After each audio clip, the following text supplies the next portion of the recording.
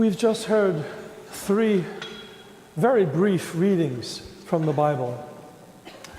The first one from the prophet Isaiah, whose voice we have been hearing for the whole of Advent, the whole past month. And he speaks of the city of God, which means the people of God, as being no longer forsaken. Not forsaken, because God is with her. So God is with us, his people. And in the second reading, St. Paul speaks of the generous love of God in sending his Son. That word, in a probably faulty Latin translation, says the humanity of God. But faulty it may be, it is accurate in the sense of what God has done in sending his Son. It had never been heard of before that any God displayed humanity. But that's exactly what happens for us at Christmas, when God sends his Son to be one of us.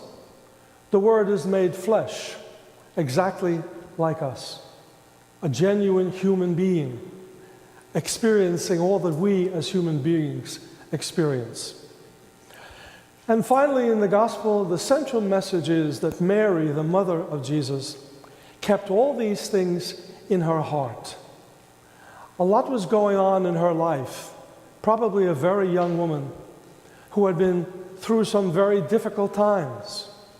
She was unmarried and pregnant. She was forced to go on a long journey to be registered, a registry of that the emperor decided everybody had to be written down someplace. So they took this long journey, and there was no room for them to be housed. They went to a stable, probably a cave, where animals were kept.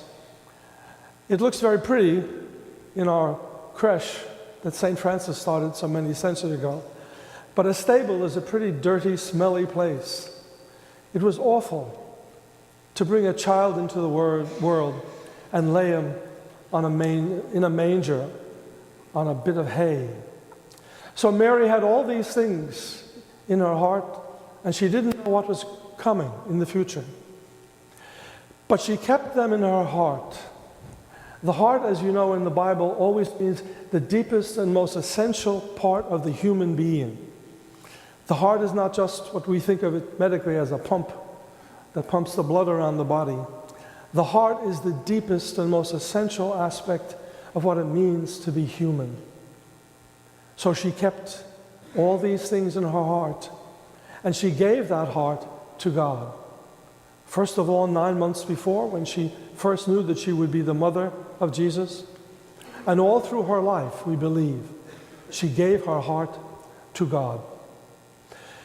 That makes me think of a beautiful line in one of the Psalms: "What can I give back to the Lord for all that he has given to me?" Indeed, how can we possibly repay God for all that he has given us? We, in our human way, give gifts and receive gifts, and that's a beautiful thing to do. It's a reflection, actually, of the gift that God gives to all of us. But in our personal relations with God, what can we give to God? There's only one thing that we can give to God, and that is our heart, ourselves, the totality of who we are and what we are, all that we have, in return for his immense gift to us. The heart is central to who we are as human beings, and sharing what is in that heart with other people in what we call compassion, generosity, understanding, willingness to be open to other people and other ways of thinking and understanding. That's all part of what it means to be human. And we try to make that the center of our lives on this Christmas day, when we remember all that God has given to us and all that we want to give back to him, ourselves. Let me conclude with a poem written by a woman named Christina Rossetti in the 19th century. Like all the women of her time, she had a relatively private life. She had no rights. She couldn't do much in the public sphere. But in the depths of her heart and her faith, she expressed what Christmas meant to her. It has become a Christmas carol set to music some years ago.